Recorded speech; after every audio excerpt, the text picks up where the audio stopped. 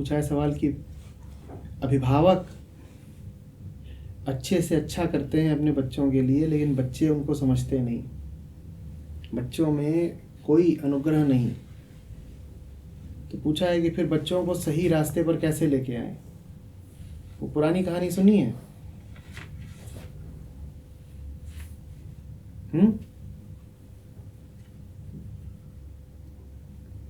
घर में दादी थी, माँ थी और लड़का था, बेटा, पोता।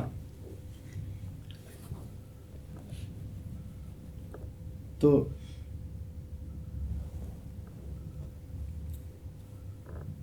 दादी दिन भर खौ खौ खांसे, रात में भी खांसे, माँ की नींद में खलल पड़े।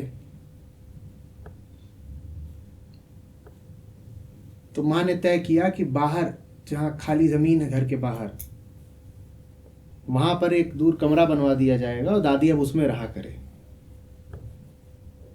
तो ईंट सीमेंट सब गिरवाया गया, वहाँ दूर दादी के लिए कमरा बनवाया जा रहा है कि तू वहाँ रहा कर बुढ़िया, खांसती है, पता नहीं क्या फैला रही है घर में, और मुझे तो लगता है जानबूझ के खांसती है, मेरे चैन से नफरत करे बुढ़िया। ये सब बातें थी, यही होती है। तो जो ईंट सीमेंट गिर गया और वहां पे घर खड़ा होने लगा, कमरा, तो थोड़ी देर में पाया जाता है कि जो लड़का था छोटा, वो वहां गया है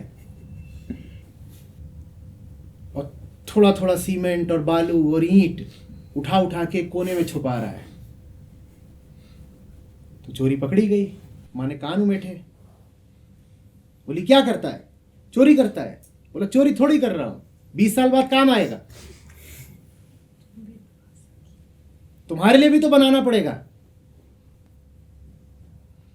जहां दादी का बना है उसके बगल में तुम्हारे लिए बनाऊंगा, इसलिए। और ये बात उसने उलाहना के तौर पे, व्यंग के तौर पे नहीं कही थी।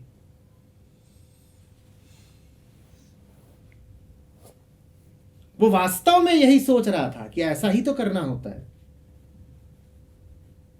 जब मां बूढ़ी हो जाए तो उसके लिए दूर एक कमरा बनवा दो। अब इस कहानी में थोड़ी लोच है, ट्विस्ट। क्या?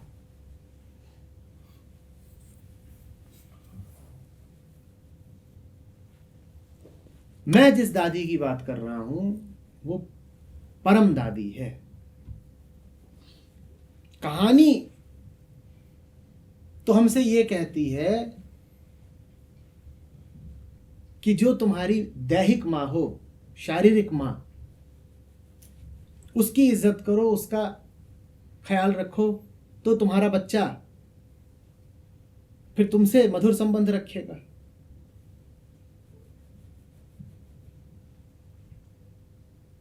बात बिल्कुल ठीक है। बच्चा बिल्कुल ये देखेगा कि तुम्हारे क्या संबंध है तुम्हारे मां बाप से,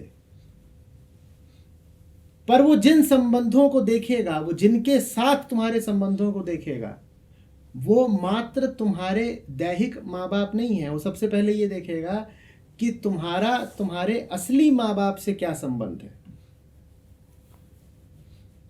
असली बाप एक होता है, असली माँ एक होती है। तुम अगर उसके हो जाओ तो तुम्हारा बच्चा तुम्हारा हो जाएगा, पूरा संसार तुम्हारा हो जाएगा।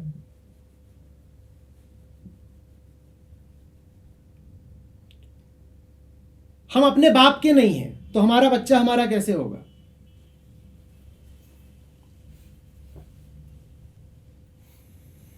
और ये बड़ी अजीब हमारी ख्वाहिश है। हम तो अपने बाप के हुए नहीं और उम्मीद ये करते हैं कि हमारा बच्चा हमसे वफा करेगा। वो क्यों वफादार रहे भाई?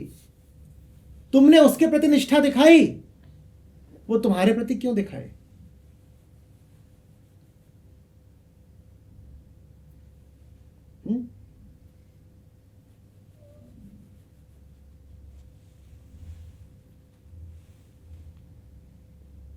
माँ बाप आते हैं और ऐसी ही बातें करते हैं।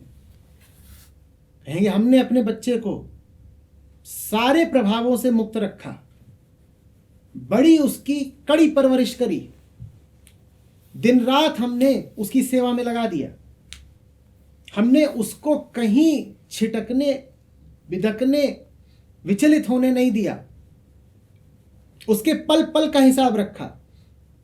जीवन भर हम यही करते रहे, सारी मेहनत उस पर करी, सारी पूंजी उस पर लगाई।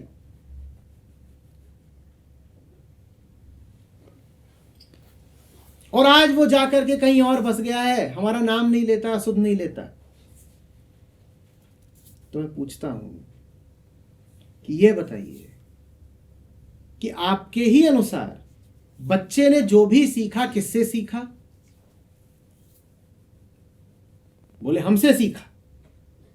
यही तो हम आपको बता रहे हैं कि जीवन भर हमने लगा दिया उसको सिखाने में। मैंने कहा ठीक है, तो उसे जैविक गुण जो मिले वो भी आपसे मिले, और फिर उसे जो सांसारिक शिक्षा मिली वो भी आपसे मिली। तो पूरे तरीके से वो जो कुछ भी कर रहा है उसने आपसे ही सीखा ना? बोले हाँ। बोलते नहीं, हाँ बोल के समझ में आता है कि ये तो अपराध स्वीकार कर लिया, गुनाह ही कबूल लिया। बोलते नहीं, ये कहीं और से सीखा होगा। अच्छा, जितनी अच्छी बातें वो आपसे सीखी और एहसान फरामोशी उसने कहीं और से सीखी। बोलते हम तो आपसे समाधान मांगने आए थे, आपने हमें ही गुनहगार बता दिया। हो तो बताया।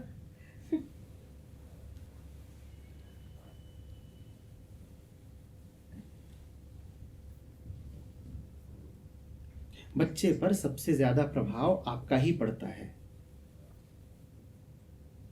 आप सुधरे होते बच्चा सुधरा हुआ ही रहता।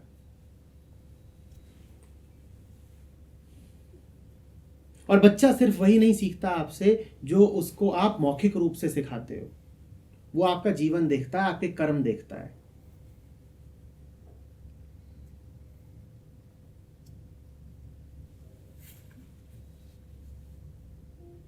बच्चा अगर देख रहा है कि मुनाफा अनुग्रह से बड़ी बात है, तो निश्चित रूप से ये उसने आपके जीवन में देखा है और देख के सीख लिया है।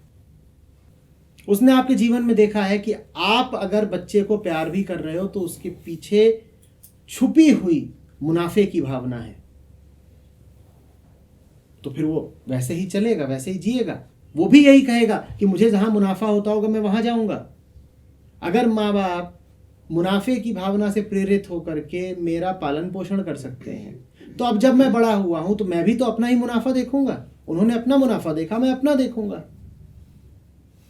और अगर उसको दिखाई दे कि मुनाफेखोरी की बात नहीं थी, बात प्रेम की थी, तो फिर वो भी प्रेम पे चलेगा। बच्चे की ओर उंगली उठाने से पहले 100 दफा अपने आप से पूछिए, उस तक क्या खबर पहुंच रही है, उस तक क्या शिक्षा पहुंच रही है। और वो आपके बिल्कुल निकट जीता है, भूलिएगा नहीं। विद्यालय से तो फिर भी थोड़े समय का नाता होता है, घर पे तो आपके साथ वो निरंतर है, रात दिन आपको देख रहा है, हर परिस्थिति में आपको देख रहा है। शिक्षक को तो वो बड़ी आयोजित परिस्थितियों में देखता है, आपको तो वो हर औपचारिक अनौपचारिक परिस्थिति में देखता है, आपको अंदर बाहर अच्छे तरीके से जानता है। वो उसने आपको लड़ते देखा है, भिड़ते देखा है, सुख में देखा है, दुख में देखा है, सच में देखा है, झूठ में देखा है। उसने आपको पूरा देखा है और जो उसने देखा है वो उसने सोख लिया है। पूछिए अपने आप से, आप कैसे हैं। एक अवसर पे मैंने कहा था, मां होना परमात्मा होने जैसी बात है, उतनी बड़ी जिम्मेदारी। क्या आपने वास्तव में परमात्मा तुल्य अपनी जिम्मेदारी निभाई है? बच्चे का जन्म बहुत बड़ा अवसर होता है कि आपका भी जन्म हो सके साथ में, क्योंकि उसको बड़ा करना है तो आपको उसके साथ साथ बड़ा होना होता है। यह नहीं हो सकता कि आप छोटे रह जाएं और बच्चा बड़ा हो जाए। माँ बाप अक्सर बस शारीरिक रूप से बड़े होते हैं, इतने बड़े कि वो बच्चे पैदा कर सकें, और शारीरिक रूप से तो कोई भी बड़ा होकर के संतानोत्पत्ति कर सकता है। क्या आप मानसिक रूप से, आत्मिक रूप से बड़े हुए हैं? अगर बड़े हुए हैं तो आपके बच्चे को कोई खतरा नहीं। और अगर आप मात्र शारीरिक रूप से उम्र बढ़ाते रहे हैं अपनी और मानसिक तौर पर अभी शिशुवत ही हैं, तो छोड़िए। आप कितनी भी उम्मीद कर लें, कितने भी व्याख्यान दे लें, बच्चे का विकास भी अवरुद्ध ही रहेगा।